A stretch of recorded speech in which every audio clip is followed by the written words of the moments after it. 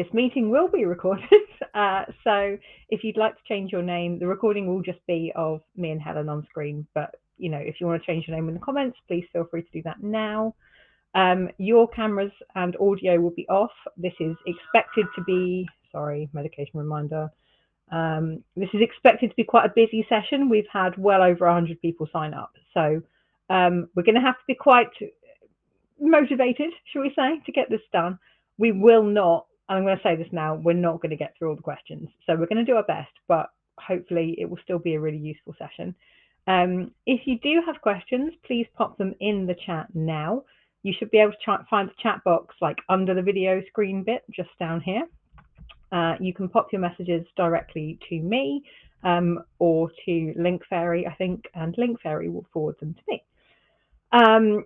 So, fabulous. I'll start by briefly introducing myself in case this is your first time on one of these sessions, and then I will hand over to my temporary but very exciting co-host. So, my name is Jo Southall. I am an independent occupational therapist, and I specialise in supporting people who've got complex conditions to learn self-management skills, basically. I also do a bit on like equipment, coping strategies, self-advocacy, all kinds of other stuff. I do also live with hypermobile EDS, POTS, visual stress, migraines, and all kinds of other stuff. So a lot of what I do is part personal experience, part clinical practice experience, sometimes a little bit of educated guesswork. We'll see how it goes. So I'm very pleased to announce that I do have an exciting co-host tonight, and I will hand you over for a brief introduction. Helen.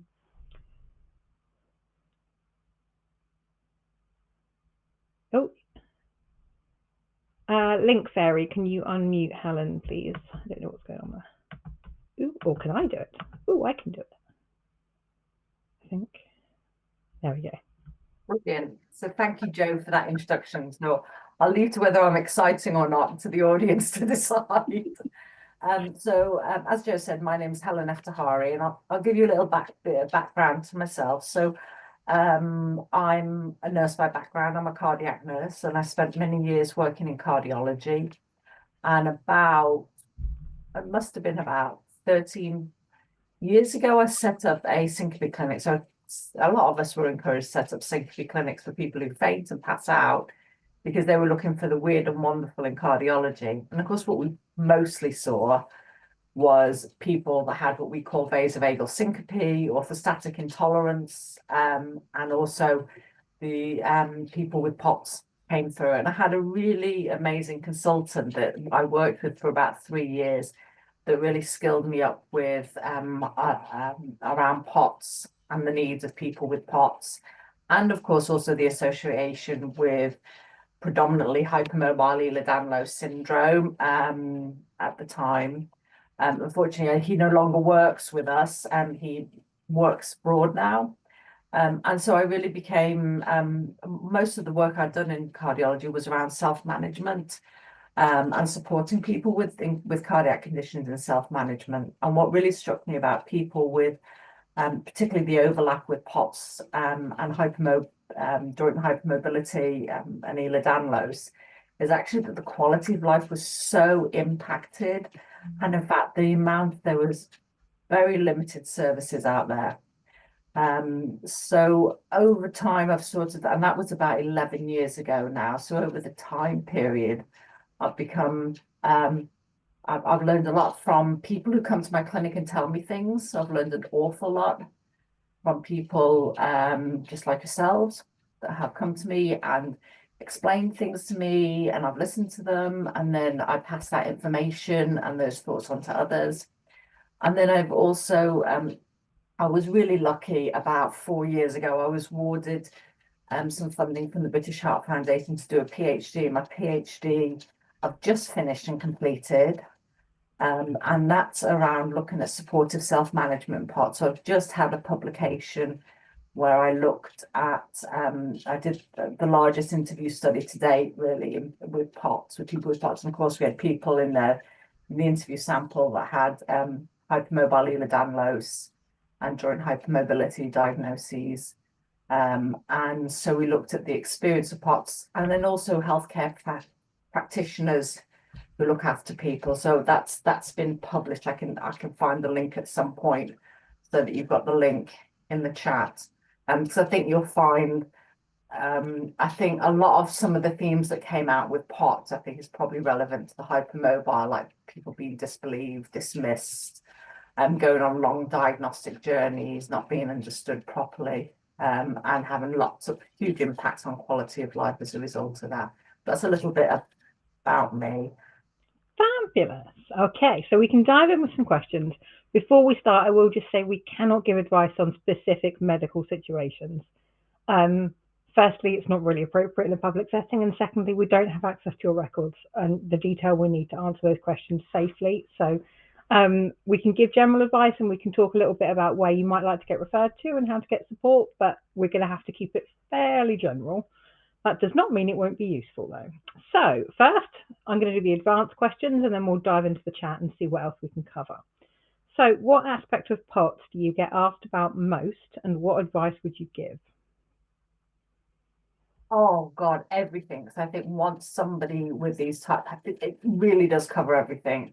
Because once I think you find somebody that understands, validates you, then I think everybody, wants to, wants to kind of like talk about all sorts of things. So I get a lot about, is this symptom related to the POTS? Is that symptom related to my POTS?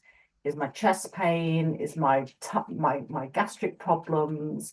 And all sorts of things. All like, what are the main symptoms related to POTS? And I think that's probably the crux of what I get asked. So I would normally say that POTS specific symptoms would be things like postural related heart rate increases. There is also, I think we probably need to come on at some point to talk about orthostatic intolerance, because I think orthostatic intolerance is probably more so in people with joint hypermobility and is more of an issue, just as symptomatic, but not gotten as much airplay, if you like, in news around as POTS has. So postural related symptoms, dizziness, lightheadedness, feeling like you're going to pass out. Two people in my clinic this morning came and said, like, oh, I go blind. It's not so much blind, but like if you feel like you're going to pass out, you get, some people talk about sort of specks in front of their eyes or like fuzziness in their eyes with their vision. Some people talk about tunnel vision going, but that sort of sensation, like I'm going to go, I'm going to pass out, I'm going to have to sit down. That's sort of the common thing. Having said that, it has, of course, a lot of links with other things like gastric problems, like your joint hypermobility, all those things kind of come in a parcel. So many different sort of symptoms, but I often find it changes seasonally. So in the summer, the thing I talk about time and time and time again is heat intolerance and just how to cope in hot weather. So I do a lot of advice around things like cooling vests or like strategies for managing that, carrying a little spray bottle of water, that kind of thing can be really, really useful. So yeah, and I think the heat intolerance is you get that a lot across the board. So summer obviously it's a lot worse because it's hotter. So you've got lots of opening up of the blood vessels, and that leads to a lot of blood pooling in the legs. So you then get a reduction in the blood flow that's going to the brain and the upper part of the body. So you feel worse because of that. So lots of people don't tolerate heat very well. Very common, but also because POTS is part of what we call, POTS specifically is a cardiovascular autonomic dysfunction. Dysfunction doesn't work properly. Autonomic, there's an automatic nervous system that works at the back of our body and controls everything we don't think about, like your gastric tract, your breathing, how we collect urine when we decide to go to the toilet, all sorts of things. And temperature regulation is one of the autonomic nervous system dysfunctions. Cardiovascular just refers to heart rate and blood pressure because that's what predominantly we see within our clinic. But you get so many other features of it. And of course, heat regulation is a really, really, I find that actually quite difficult because I really understand how symptomatic people can be. And like you see, a lot of it is like just your own management in terms of cooling vests, the things you just mentioned, Joe, and things like having lots of layers so you can strip off when you're having a heat attack, and then like, putting lots on when you're feeling cold. I've had people who've said like, oh, their husbands think they're sleeping next to a kettle that's just boiled because they're so hot. It's really difficult. I mean, one of the tips, I don't know whether it's any useful for, we talk a lot about lifestyle management with sort of lots of fluids, salt and compression. And I have a colleague who works in Canada who sees people, they see people with POTS, and they always tell them to wear compression shorts in the summer. And actually what's really interesting is there was a study last year on compression shorts, because we always talk about the need for compression. Of course, when you've got hypermobility, that's a bit hit and miss how much you can tolerate the compression. But if you can tolerate something, actually compression shorts have come out really high. Yeah. And in fact better than full length leggings and socks and things. Yeah, I've referred quite a lot of patients for custom-made compression garments, actually, from an orthotist. So when you're looking at that overlap between hypermobility and POTS, sometimes you want like knee braces, but you also want your compression stockings on, and then that's an awful lot of things. Yeah. And knee braces are covered in Velcro, and compression stockings and Velcro do not mix very well. So yeah, custom-made compression garments. There we go. There are 3 companies in the UK that do these now. So this is an old pair of mine. What you're looking at is single layer lycra on like the whole area, and then reinforcement panels over key areas of instability. So I've got like 3 or 4 layers over the back of my sacroiliac joints, because that's a major area of issue for me. And the benefit of something like this is that you're kind of doing it all in one garment rather than having to layer solutions on top of each other. And you can get these that are actually just carry like a little spray bottle of water and mist yourself down. And it's quite a good way to kind of minimize the sheer number of things you have to have on at any one time. But that's really interesting, because I always have a lot of difficulty actually myself. I know kind of like the principle of what's out there, what's needed. My problem always is then who do I refer to? And if I have a problem with that as a healthcare professional, then actually I'm sure lots of people who have these combination conditions if they think they'd benefit, would have difficulty. How would you recommend somebody access that? Like, how can I recommend for this? Yeah, GPs can do a referral to an NHS orthotist, and then orthotics departments, if you're a physio, an OT or an orthotist, for DMO, which has made these ones, you can go and do a fitters training course. So what you may find is that you refer to NH orthotists, and the orthotist has done additional training to be certified as a fitter. So I'm certified as a fitter, not that I can fit working in telehealth, but it allows me to argue with people's GPs more effectively. So I can now get them referred via a GP to go and get this done. If your local orthotist is not certified and trained in doing this, the companies can send somebody out for your measurement appointment, and then they'll send you back the product as a first draft, try it on, mark up any changes, and then you send it back again. And then you end up with 2 pairs generally that you can have one in the wash and one on. One of the particularly exciting things is that a company called Allard UK have now, and I haven't tried it yet, I'm on the waiting list, have come up with a generic one they do that's called the HIMO, and it's aimed at hypermobile people. And the reason I'm so excited about this is that you can swim in it, which makes it a really exciting opportunity for water-based rehabilitation, which, as we know, is really effective for a lot of conditions like POTS. The difficulty is when you get out of the water and you haven't got that constant pressure, the syncope kicks in, right? So if you can get out of the water but still be in full-length compression clothing, maybe swimming has all the benefits, but without that massive poolside crash that a lot of people struggle with. So yeah, there's some exciting options. I think the swimming one is quite interesting because we quite like swimming, and the reason we like swimming, not just from sort of like from the orthostatic intolerance, is that generally you find people that have orthostatic intolerance or POTS, they tolerate, because everything is related to posture and the upright position, because everyone then goes, oh, you need to do a bit of exercise and condition, and you're thinking like, how can I just want to stand up, I just want to faint. And so it feels like a bit of a, double-edged sword. But people tend to tolerate flatter based exercises because that's the nature of it. Swimming is great because you get the external compression, so you don't get the blood pooling in the feet. And then at the same time, you're quite flat, so you're not in that upright position. And I had somebody who recently was, they had long COVID associated with POTS. And what they'd done is they'd negotiated with their local swimming pool that they could literally, they bypassed all the changing rooms, because that's a big problem, isn't it? Overheating in the changing rooms. And they bypassed all of that.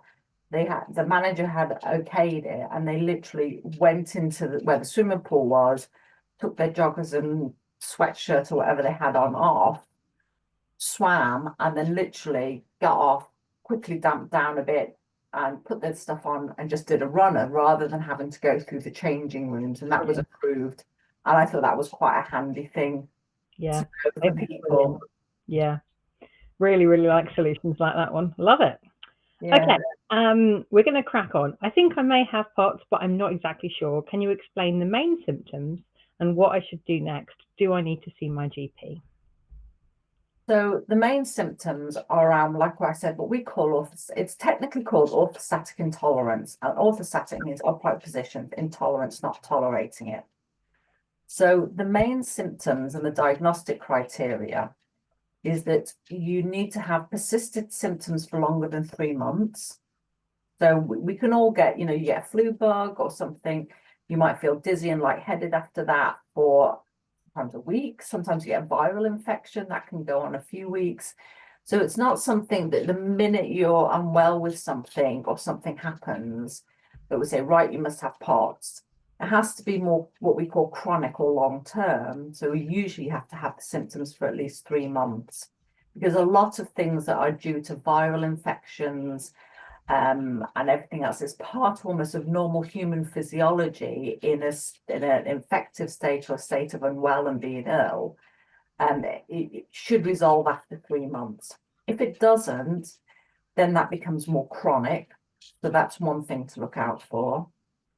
The other thing, sometimes I get people that come to clinic and they get what we'd say sort of momentary postural symptoms. So it might be that when they first stand up, they get a bit dizzy, but then if they leave it for 30 seconds or a minute, it probably resolves and then they just get on with their day. So they're worried about that initial, what we call orthostatic intolerance. That is not diagnostic of POTS or orthostatic intolerance. It's just usually got a slight variation when you're first standing up. So usually the advice is taking a lot of care.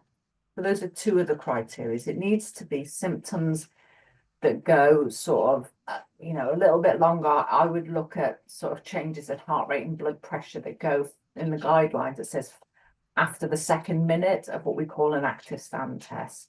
I'll talk you through the active stand in a minute. So predominantly symptoms that we call near syncope. So that means almost fainting. So it's a sensation that you feel like you're going to go, feel like you're going to faint. You don't quite actually. You might do something like sit down. You might, you might tap your legs or do something like that to kind of increase the blood flow to the center of the body and stop it pooling in the legs. Also is an increase in heart rate. So the diagnostic criteria, and I think this is quite important, is that the diagnostic criteria for POTS specifically is a heart rate increase from lying position to upright of more than 30 beats per minute after, if you're doing what we call an active stand, after sort of the second minute at once or twice point. So whatever your resting heart rate is, if your resting heart rate is say 80 and 90, and your heart rate at minute 3 or 4 of an active stand test starts going to 110, 115, then you've got then with symptoms and without a blood pressure drop, significant blood pressure drop, then you diagnose POTS. I think the blood pressure is really important to understand. So POTS is related to pure heart rate issues and issues where heart rate isn't controlled well when standing up, and that can give you lots of symptoms. However, very similarly is when the blood pressure drops, you get very similar symptoms. And sometimes, and this is where the complexity of it comes in, is that if the blood pressure drops first, what the body does is then often gives you a heart rate increase to try and compensate for the lowering of the blood pressure, when actually the blood pressure is more of a problem rather than the heart rate, because it's the blood pressure issue that's come first. So a lot of people that I see in clinic actually more fall into issues around blood pressure drops more so than the POTS with the tachycardia that goes so fast. So when the blood pressure is dropping, they feel really sick, faint. They might actually go on to faint. So that's one thing to look out for. That's quite hard, I think, at home, because at home a lot of people have these watches and that you might look at. So if you're worried that you've got POTS, you can actually do an active stand test at home. I actually talk people through this if you suspect or you think you have it, and then you can go to your GP and have a chat with it. So what you'd normally do is want to lie down somewhere quiet and somewhere relaxing for about 10-15 minutes, see what your heart rate is. Sit on a couch or either side of the bed or something, check what your heart rate does when you're sitting, and then stand up and keep checking what your heart rate does every minute. If it goes up more than 30 beats and you've got symptoms, it's not just the heart rate on its own. So sometimes people come into clinic and they're like, oh, I've got this great watch so-and-so got me for Christmas, and I've noticed my heart rate goes up, and I'm absolutely fine, but my heart rate goes up. That's not POTS. You have to have the symptoms on top of it. So if you notice that your heart rate is kind of going up and you've got these symptoms as well that come on, then I'd go and get it checked out with your GP. So yeah, I think that's probably enough, isn't it? Yeah, I think that's great. Yeah, and it's very interesting working a lot with hypermobile people, and also a lot with my long COVID patients actually, and myself. There's often people presenting kind of a mixed picture. So I very rarely see people that have like POTS without like a bit of syncope and a bit of orthostatic intolerance and a little bit of something else and a bit of blood pooling. And it's quite rare for me to see people that have this really neat kind of tick box presentation of things. It's all a little bit of overlappy stuff, and it can make it quite challenging in management. So you'll look at management for POTS. I have medication that treats my POTS fantastically, but my orthostatic intolerance isn't any better at all. So it's interesting, in terms of treatment and management. Often it's a little bit more complicated than the kind of like the single presentation issues. And I see that a lot with hypermobile people, where you may not even quite meet the criteria for diagnosis. So you can be POTSy-ish, but not quite have enough of a heart rate thing. And you can have a little bit of an orthostatic intolerance issue, but it's not bad enough that you faint, or you might get dizzy if you stand up too quickly, but not if you do it slowly. And there's quite a lot of people that seem to kind of fall into these neat little gaps between. Yeah. And it's really difficult. And like the Canadian guidelines on POTS and syndromes of orthostatic intolerance, I could show you it, but like they've got this all these different categories, because you can actually be quite symptomatic one day and then pop up to see someone like me in clinic and everything's fine, there's no problems. Yeah. So you have to really go more on what we would call the clinical picture. So I saw somebody today that actually their blood pressure was quite high. She's quite a young girl, but actually everything she described and everything that went along with it, I thought, her blood pressure's high. She's quite anxious about having come to see me in clinic, and it's popped her blood pressure up. And actually, probably the better thing to do is to get a blood pressure monitor outside of a clinical environment to see what the blood pressure is doing. You usually find if you are doing things like checking blood pressures at home, I think it's really important to understand your readings that you're getting. So the top number of your blood pressure, we call that the systolic. The top number really should be above 100. And so a lot of people that I would see that have static intolerance and or POTS, like I said, it's a whole spectrum of disorders around blood pressure and heart rate, depending on how much one or the other is affected, gives you different diagnoses, is to understand that if your blood pressure is dropping below 100, you're going to start to feel a little bit unwell. If it's dropping sort of to 85, 80, you're probably close to fainting. 70, 60, you're probably on the floor by that time. So, understanding what you're reading and what you're seeing is really important. And it is a whole spectrum. So Yes, and I think the other thing to really make a caveat about heart rate, so lots of people worry about my heart rate changes a lot. Actually, that's quite normal human physiology as well. I think, and I think because we've got all these watches these days, it's very easy to look at our watch and say, oh, is that normal? Is that not? That's not normal because yesterday at this time it was 70 and now it's 85 at this time. And it varies so much. You need a broad ballpark of what is normal. So generally in medicine, we say 60 to 100 beats is normal. Having said that, there are some people when they're really fit, their heart rates, like athletes, run at around 40, 45 and they're fine. Yeah. Also at night time, our heart rates drop. So if you're monitoring, and sometimes people come in and they're monitoring the heart rates and they're dipping down to sort of 45, 50 at night and they're really, really worried about it. But actually, that's normal human physiology that our heart rates go down at night. Same as you might get a heart rate of 110. So if you just kind of like got up off the settee and gone upstairs really quick, you might look at your heart rate and see it's really gone up, gone up quite high.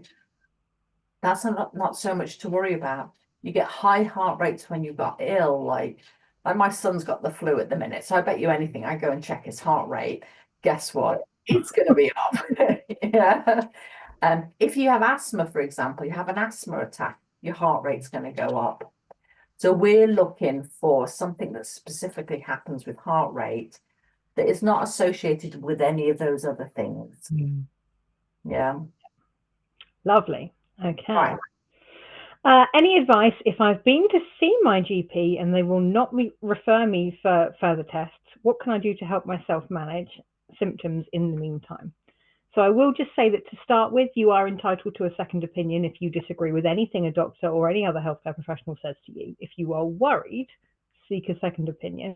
There's a really useful phrase that I would like everyone to memorize, and that phrase is, could you please document that you've refused my request? And it's a really useful one for getting doctors who are sort of sitting on the fence to err on the side of doing the thing that you think is necessary. We shouldn't have to play games to get healthcare, but sometimes that's just how it works out. But yeah, Helen, I'll let you chip in with this one.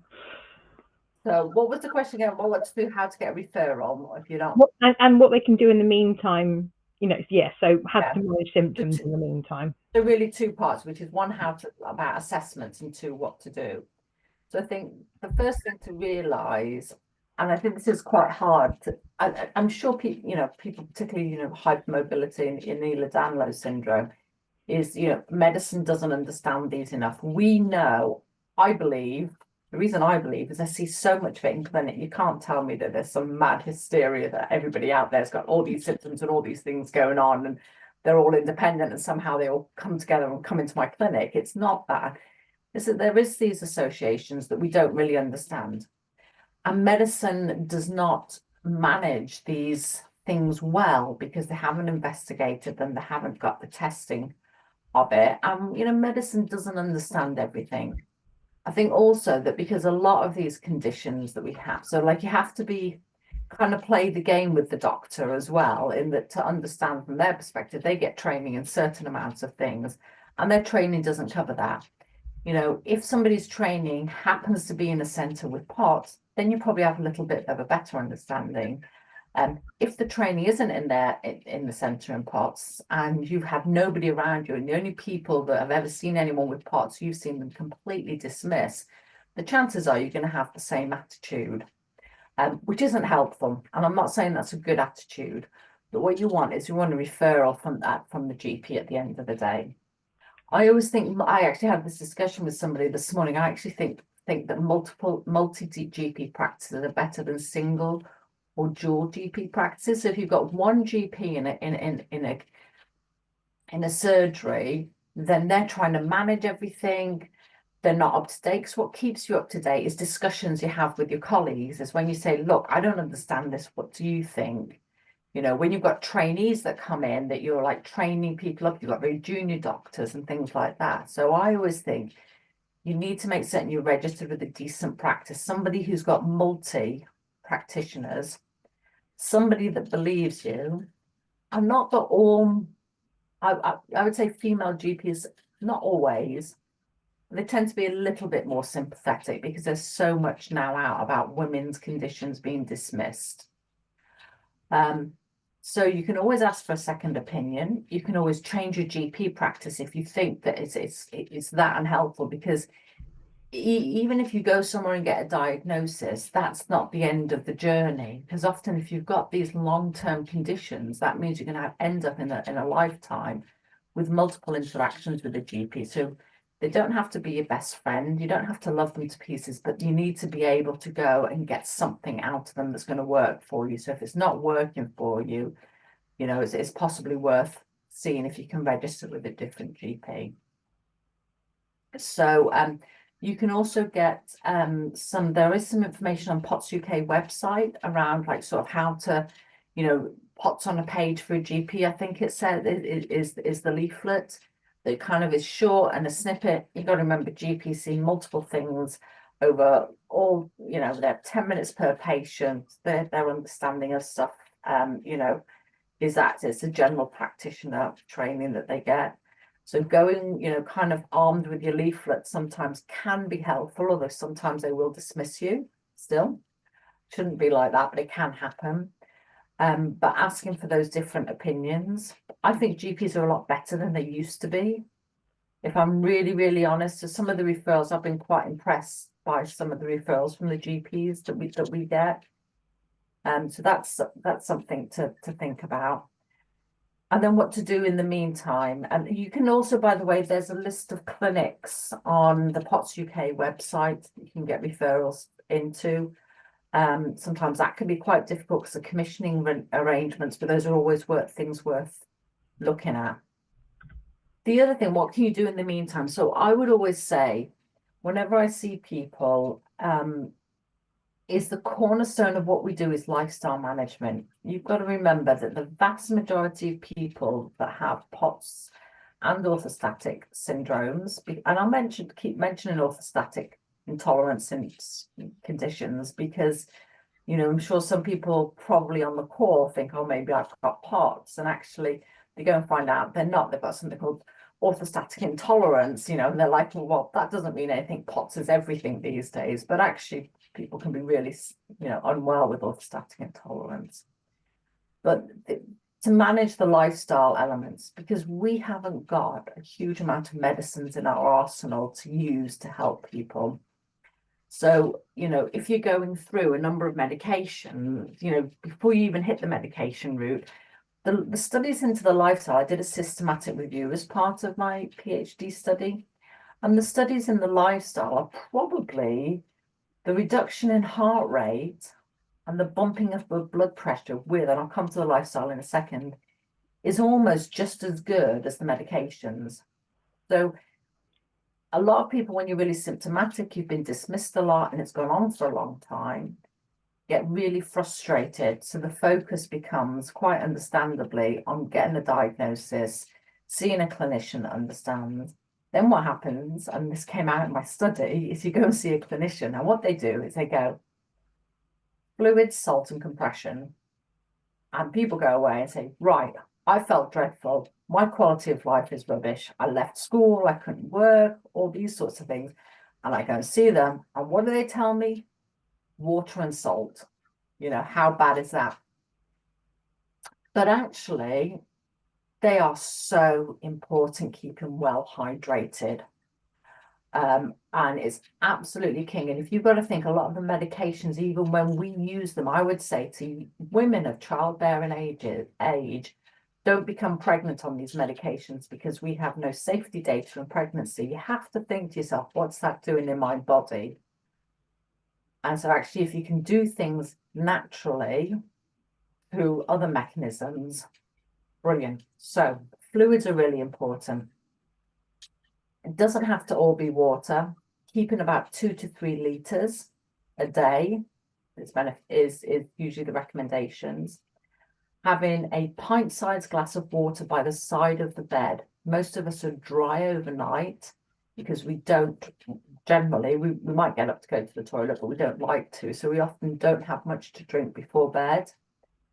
Whether or not you sleep is another thing, but most of us have been in bed for a good period of time, so our bodies are dry, and you need to kickstart that system with water.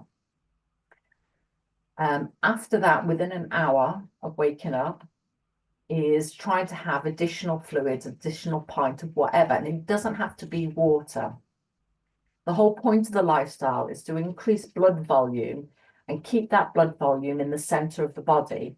So fluids increase blood volume, but it's not about, if you, most of the time when you drink water, people will be like, well, I drink water and then quickly I'm off to the toilet in half an hour.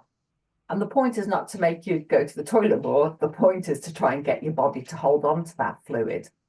So thick viscous fluids are actually much better held on to the body. So by thick viscous, I mean things like, if you tolerate it, milk substitute. You know, you can get these almond drinks, oat drinks, things like that. Fruit juices, thick fruit juices. You can get even, you know, things like apple juice, pure apple juice, orange juice. Cranberry juice if you're prone to urinary tract infections, because a lot of people with hypermobile syndromes have problems with their urological tract. So thick, sticky, any sort of thick, sticky fluids. Isotonic type drinks, not sugar drinks, not caffeine drinks, not soda. If you're drinking that sort of stuff, I can't tell you how bad that is, just for general good hydration and for these types of syndromes. So fluids, really think carefully about it. I saw a young girl this morning, at most, she's drinking a litre of fluid across the day, if she's lucky. And when her symptoms were, she gets up in the morning, has about 100 mils of fluid, goes off to work, and within an hour, she's getting orthostatic intolerance. You know, she's just not hydrated well. That's not the case with people with joint hypermobility syndrome generally, but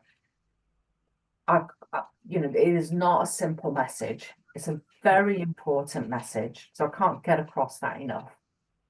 Salt is really important as well. So most people will say the message out there is around high blood pressure. So people with high blood pressure, so people like me, like I've actually got high blood pressure. So actually someone like me should stay away from salt because I've got high blood pressure. But actually, most people with joint hypermobility syndromes run on low blood pressures. And the whole point of increasing salt increases blood pressure and it helps you retain fluid. So if you go back to any sciencey things from school days, you know, salt helps you suck in fluid and helps you retain fluid. That's what we want. So we often take, and you should make certain that you haven't got any conditions where salt is, you know, things like high blood pressure, kidney problems, and the other one escapes me, heart disease. There you go. If you've got those sorts of problems, then actually you shouldn't have high salt diet. But if you haven't got those things, so generally a high salt diet is important. And compression is important, particularly if you've got joint hypermobility, because of the joint hypermobility, your nerve endings that go into the muscles, particularly in your legs, they're not as responsive to tighten, to keep blood pressure and blood volume in the center of the body. So what compression does is it gives that squeeze to keep all of that blood volume in the center. So to feel dizzy and lightheaded, you only need to lose about 200 or 300 mils of fluid, blood volume from the brain to faint. So actually, if by all of those things, you can just bump that blood volume up a bit and keep it in the center, you sometimes you can do that naturally. And then it makes someone like me, it makes my job easier, because if you've done all those types of things and then you're still getting problems, then we can say, okay, then actually it's important we look at and we think about medications, because you're doing all the lifestyle stuff that you should be doing. So sorry, I've gone on a bit about that. It's all useful stuff. Yeah, I do very similar things with my client group actually, and with myself. Some of the other things I look at sometimes are smart monitoring, not because it's important to know what your heart's doing every minute of every day, but because that data can be really useful in spotting activities that are causing your symptoms to escalate. So if I look at my heart rate, and I do maybe every couple of months, I'll do a week of consistent heart rate recording. That's it, just a week every couple of months.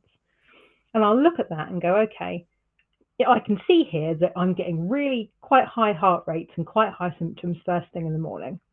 What's going on? And at that point, I can go, okay, am I dehydrated? Am I raising my arms above my head too much? And what I worked out was through that process was that the days where I braided my hair, I had a POTS episode, and the days where I had my hair down, I was fine. So I then modified my activity so that if I'm braiding my hair, I'll do it sat down with my feet up. And after that, it kind of solved the problem. So part of the lifestyle stuff is working out which specific bits of your day are the biggest problem and can we do those things differently? And often that's a really, really effective way to give you the information you need to start solving some of these challenges. And it is that fine tuning process that can get you from just about coping to, you know what, I'm okay. And I think really important point, because actually it reminded me of something that came out of my interview study, which was around heart rate monitoring. As a healthcare professional, most healthcare professionals are quite anti it because you don't know the context of what's happening. But actually, my interview study kind of convinced me that it does have its value and there are important things to remember. So first of all, from the kind of the health professional hat is like, don't hypervigilate and get overly things, because I know people that have just been like, oh my God, my heart rate is up, I'm doing nothing now. Yeah. And that's one end of like catastrophizing and just not doing anything because of that. And I think where heart rate monitoring is really important is actually, I think that's what you're doing really, is like being able to understand what's happening in your body and what is important, where to pace yourself in your activities. Yeah. Because for a lot of people, and I think a lot of people with POTS, and it's getting slightly better, but generally a lot of people with POTS often start symptoms in the teenage years. They get told things like, oh, you're mad, you're hysterical, you're anxious, love, just calm down a bit. And they get told all sorts of things about it's in your head. They get sent off for cognitive behavioral therapy, which says, generally, okay, everything is in your head. You've just got to stop your unhelpful thinking. And then that's that. Living like that with those sorts of responses for years then does end up with unhelpful thinking, because the system has really, been against you the whole time. So, and I think you lose that disconnect between understanding what's happening in your body and relating it, and like really like not being having difficulties then knowing what truly is anxious and actually which truly is your symptoms, because they all become mixed up in one because of the treatment you've received. And so I think there's a lot of unpicking work that you've got to do around, right, what is, me just thinking, things that have developed in my brain and have become, electrical circuits just going round in my head, but what is actually truly the symptoms that I am experiencing and has a valid physiological basis. And heart rate monitoring can really help, because if you're saying like, okay, I think my heart rate is really high and I'm getting lots of symptoms, and you look at your watch and it's perfectly fine, and you can reassure yourself that actually, that is not a problem. Maybe it is an anxiety thing. Yeah. Yeah. But then on the other hand, if you're like doing an activity or you're doing something and your heart rate's really, really high, then you can look, and you're feeling bad, you can look and say, oh yeah, my heart rate is high. Maybe what I should do is sit down and have a drink and put my feet up and watch the world go by for half an hour and learn to pace your pace really well. I think that's a really important role of heart rate monitoring. The other thing it can be really, really useful for, and I see this a lot, is that hypermobile people have a tendency to have like a post-exertional symptoms, and then you're fine at the time and then you crash hard afterwards. So I first started heart rate monitoring when I was 21, when I got POTS post-virally. I woke up from a cold one day, wildly tachycardic, and it just never got better. But I recorded a heart rate in a street dance class at university in the 200s. Felt fine at the time, but the next day couldn't get out of bed. But I wasn't body aware enough to recognize those symptoms other than when a watch yelled at me. Whereas now I'm better at knowing what tachycardia feels like, and I recognize those symptoms because I use the watch as a training aid. Do you know? And I think that's really important, isn't it? And I think it's really important to learn. One thing you said there that actually again, it came out of my interview study, was around the importance of learning pacing. Because I think when you come to see someone like me and healthcare professionals generally, we would turn around and say, well, you should be doing this, you should be doing that, and you're doing. And so it's actually quite a lot that we ask people to do and manage in their day to try and keep on top of it. I don't know personally whether I'd be able to manage it, but a lot of people really struggle with all those sorts of things. Yeah. And then to learn how to pace that so that you're not, as one of my interview participants said, I'm not gaslighting myself. Because that's what I tend to do. Say like, oh, well, I should, the reason I'm like this is because I should have been doing that and I should have been doing this.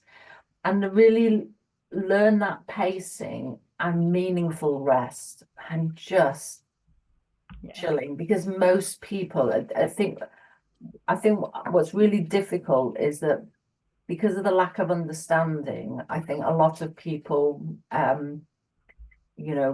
really struggle with that kind of, just trying to do everything, trying to be normal all the time.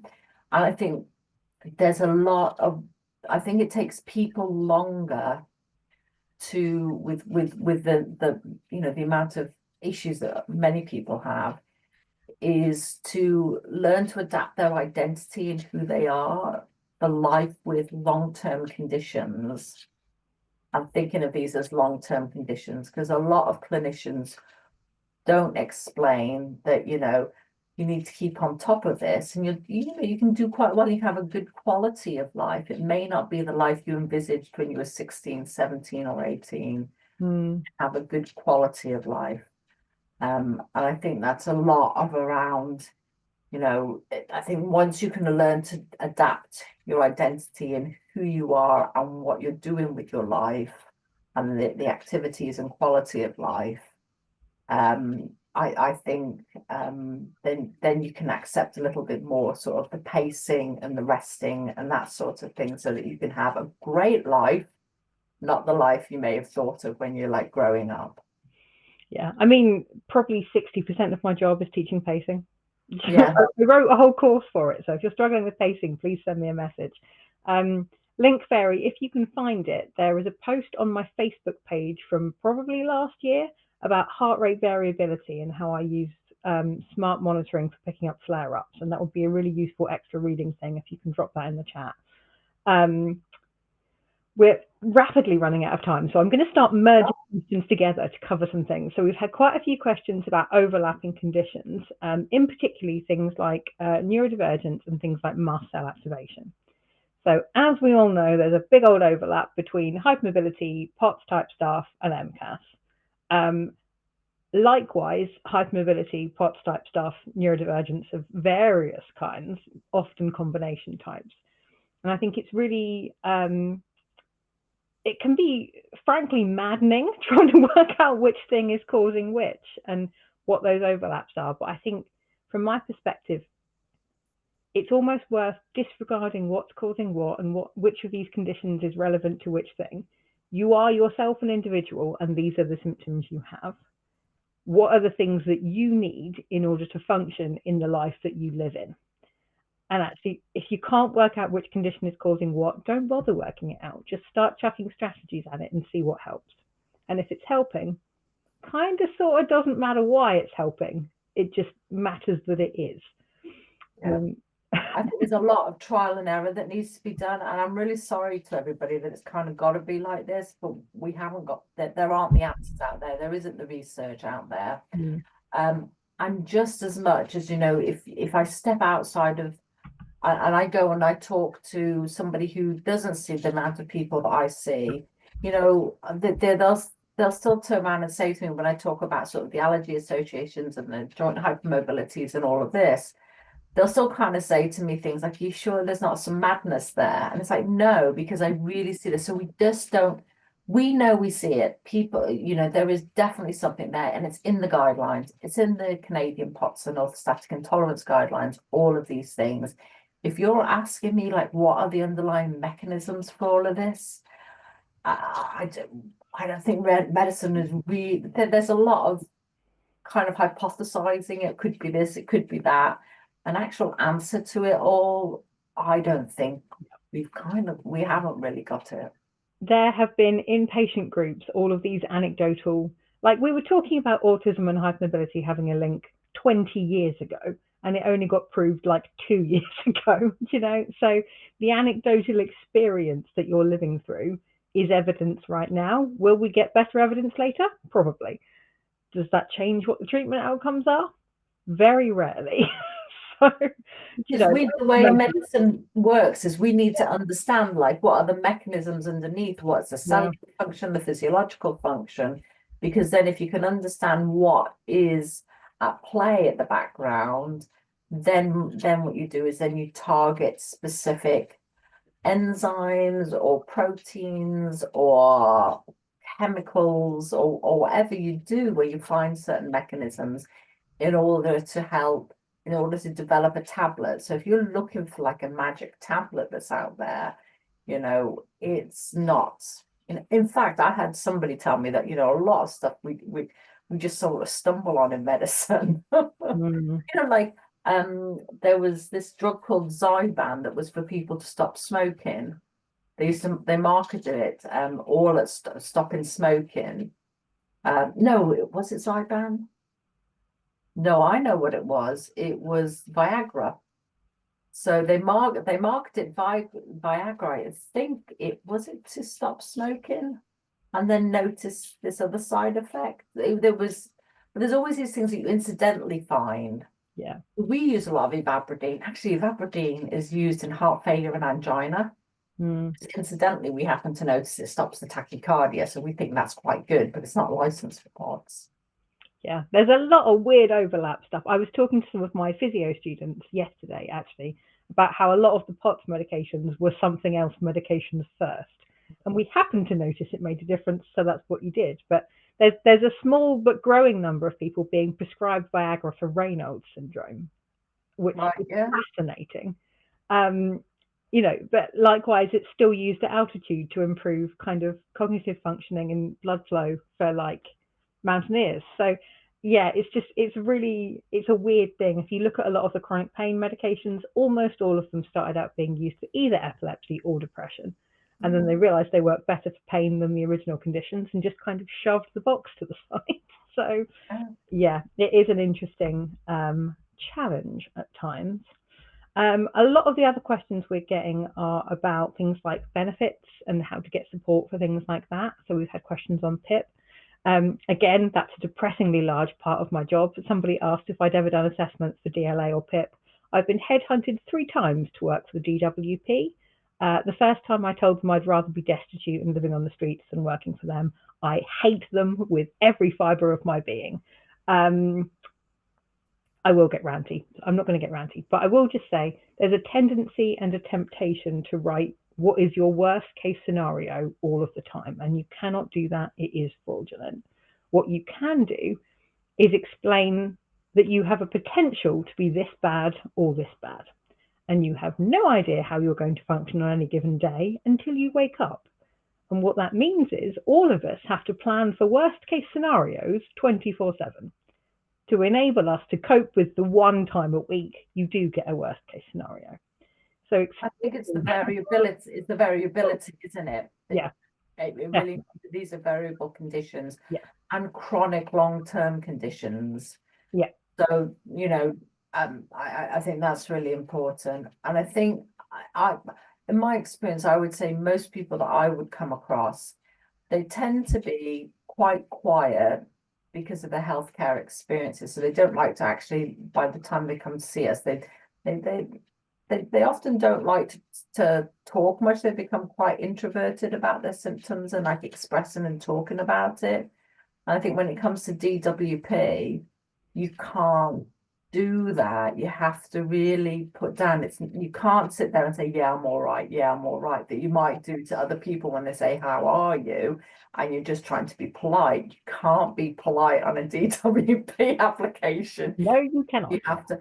And it is hit and miss, although I think POTS UK are doing work around DWP and being able to get more recognition for POTS and an understanding that that is a chronic long thing. Not always, but it often is a chronic long-term issue. Yeah, I have 3 key pieces of advice if you're applying for something like that. The first one is that the Citizens Advice Bureau can help you fill in application forms. The second one is to find yourself a token healthy person to fill the paperwork in with. Because if you've been living with chronic conditions for a decade, I guarantee you have totally lost context for what everyday activity is even supposed to look like. You know, when I ask my partner how he makes a meal, he goes, well, I just make a meal. And I'm going, you don't plan. There's no aids involved. You haven't got to analyze your body before you start to work out if this is a 5-minute lunch or you can do a complicated cooking. No, he just decides what he's going to eat and makes it, and that's the end. But, so when you think about how easy it's supposed to be, you are going to be annoyed by that, firstly, and probably a little bit depressed about it afterwards because it's a mood killer. But it is so useful having that comparison to somebody who doesn't have a pre-existing condition. And my third piece of advice is to link things together, even if you think it's common sense. Because the people that reading those forms on the other end don't have that contextual experience. So if I'm talking to you and you go, oh yeah, I've got shoulder dislocations because of hypermobility, my instant reaction is, so washing your hair is dangerous, getting dressed is dangerous, lifting saucepans is dangerous, you probably can't get into a coat safely, how do you pick your kids up, all of that stuff. That's my natural thought processes. They won't have that natural thought process on the other end. It'll go, oh, that sounds uncomfortable. So you need to tell them specifically in every single way what happens. And repeatedly as well. And it's okay, it doesn't have to all be physical, it doesn't have to all be, but we had to do that for my son with autism. And so it's a lot around, particularly with autism, it was a lot around sort of safety outside, understanding communication, not getting, there were lots of things when you really think about the impact of it. It does impact everything on a daily, regular basis. It's about being able to put that down on paper and not being shy to put it down on paper as well. I've got quite a lot of questions about medication, which again is bordering on those personal medical questions. We can't really. Is there any information on maybe the POTS UK website about different types of medications you can point to? There's a list of the types of medications that you use. I can very quickly. Do you want me to share? Link Fairy will find it if you can just give us a title or something. Link Fairy probably already found it. I think there is one on medications. I can quickly share the Canadian guidelines if you like. Yeah, that'd be great. You've got a lovely. Let me see if I can find it. Got some questions on people wanting recommendations for electrolytes. My favorite one is from a company called Bulk, BULK. They have a completely unflavored, no sweetener, no sugar one, and you can add it to things like squash to take the edge off the fact that it tastes like sweat rather than a drink. Lime squash with that in has a little bit of a kind of, I don't know, cocktaily vibe to it. So lime squash and Bulk electrolytes is my go-to favorite. And what else? See this? Yeah. You keep talking. I'm going to find what I'm looking for with the medication. Can you? So I'm trying to merge all of the relative questions together to try and sort some of these out. We've got quite a lot of questions on atrial fibrillation. Whether that's relevant, or is that a whole new webinar all on its own? So, in my experience, I have a lot of experience around atrial fibrillation. However, in my experience of people with POTS, is I think I've seen one person that had, and that sort of had two, and this is, you've got to remember, this is over 11 years. Wow. So how incidental that was. There's a small suggestion that ivabradine might trigger some atrial fibrillation. Again, that's a very small amount. Atrial fibrillation is quite an irregular heartbeat. And generally, it often affects older people. You can get the odd young person, but they've probably got a trigger risk factor. For instance, they might drink alcohol excessively, which most people with orthostatic intolerance avoid like the plague. But they drink a lot of alcohol. They have lots of other risk factors that are not the same as the POTS population. You sometimes I would really want proof of that. I wouldn't go on what an ECG machine says, and I would want a proper cardiologist to look at that ECG and read that ECG, because like I said, I've seen people that in fact machines have called it atrial fibrillation or an SVT even, because I think over my years of experience is that people with POTS, sometimes the rates are so fast that the machines don't interpret it as accurately as they should. So I think I would really want to know that somebody who knows what they're talking about has looked at that. That's how. So this is sharing the POTS Canadian guidelines. No, it's stopped now. okay, let me. Oh, it's not turned. My sharing isn't turned on. Yeah. So, The other one that's quite an interesting one was where reactive hypoglycemic episodes come in with POTS, and that's an interesting. I come across this quite a lot, but I don't really know the reasoning behind it myself. so it's not to do with POTS. There is many years ago at STARS. In fact, STARS is quite useful if anybody has got symptoms that they want to go to once a year. They do a patient's day in Birmingham, so that's quite nice and central. Nice, not that at the ICC, the International Convention Centre, and they have a patient's day. Cost a little bit to go to, but you get all these professionals like the Canadian guidelines. Satish Raj and Bob Sheldon are usually there. You get different healthcare professionals present and talk about different aspects. So I saw somebody talk about reactive hypoglycemia. So there is supposed to be an association. There's an association with lots of things. So it's not that POTS causes that. It's more that, okay, you can see that sometimes you might get an overlap. Clinically, I've probably seen that once or twice, but reactive hypoglycemia, the people that I've sent off to an endocrinology usually look at this. Okay. And I would say I've seen those a handful of times. Usually it's to do with sort of like eating and having issues around sort of low blood sugars immediately going afterwards. So very quickly on medications. Can you see this? No. No. Stop again. Oh, I don't think I can. Can I share it? Can you see that now? Yep, loading Yep. up. So this is the treatment guidelines from the Canadian guidelines for POTS. So you've got non-pharmacological, which is these are all the ones that I've talked about. So just to show you that I'm not just making it up as I go along. And so the pharmacological, so this is the medications. You've got to remember none of this down here is licensed. So we can use a drug called propranolol. I quite like propranolol because people with POTS often get adrenergic or adrenaline surges. That can be quite nice to dampen that down a bit. And also propranolol is used by neurologists for headaches. So it's kind of like a triple in one go. So I think propranolol, like I said, is okay. Ivabradine, licensed in heart failure and angina.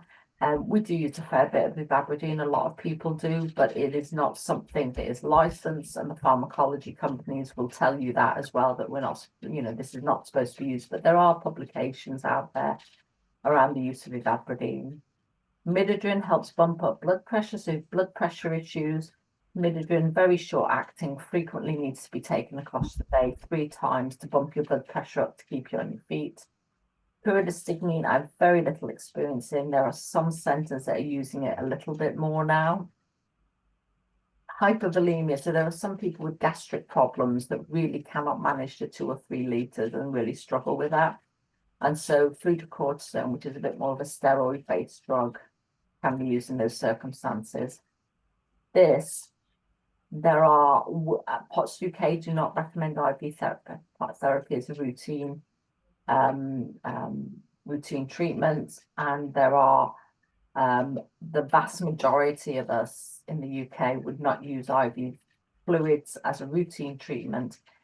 Reasons include really is it's a high risk of infection, and you also knacker people's veins out. So if you're a young person, you're having regular things like IV fluids, you actually run a high risk within about 3 or 4 years of knackering your veins. And particularly for hypermobile people. Yeah, and the studies into it are absolute rubbish. So I've had people say, I want it, it's a proven therapy. It's not proven. I've looked at the studies. I did a review of them all during my master's year, and they are poorly constructed studies. And then there's in the guidelines, they talk about hypoadrenergic POTS, which is when people get really high heart rate increase and blood pressure increase. And so these are the drugs. I very rarely use these drugs at all. The mainstay of what I do are propranolol, ivabradine, midodrine, fludrocortisone, and I think people often need a combination of midodrine and ivabradine. A lot of people. But I'll stop sharing. There you go. Lovely. Okay, we are out of time, I'm afraid. We've done our best to whiz through as many topics as possible. And I think combining questions, we've covered quite a lot. And actually, the conversation on its own was really interesting. So hopefully it's been a really useful session. There are a few questions that I can answer as an OT, and I will stick those on next month's live stream when I'm on my lonesome, and I will cover some of them. And then maybe be able to signpost to a few other areas as well. If you do come to one of these sessions again, please do feel free to submit questions in advance, because it gives us a little bit more kind of time to work through and we know what's going on. But yeah, I hope it's been a really useful session for all of you, and thank you so much for coming. Helen, thank you for sharing all of your amazing knowledge with us. It was really amazing to have you here. So yeah, we'll call that a night, and I'll hopefully I'll hopefully hear from some of you next month. If you haven't already done it, please have a look at the events page on the hmsa.org website. Myself and Kim Claydon are halfway through our Living Well with Symptomatic Hypermobility webinar series. So we're still going to be looking at things like exercise, movement, managing weight, sleep, and then we've got our general Q&A coming up as well. So please do check in with those as well. I don't think there's anything else I'm supposed to remind people about. No, I think that's it. Okay, thank you all very much. People just fill in the feedback form before they go. That would be amazing. Yeah. As per usual, feedback form. If you could please give us some feedback, it will be in the chat shortly. Every bit of feedback you give us helps us create better live streams and webinars for next year. And it can also potentially help with things like fundraising, which is excellent. So feedback, both positive and negative, is greatly appreciated. We want to get better at doing things to help. So tell us how to do that. Yeah, I think that's all of it for tonight. Thank you very much, and I will close it there. Thank you very much, Jo. Cheers. Helen, if you could just hang around for a second, we'll get everyone out into the lobby. That'd be great. That's great. Oh, excuse me.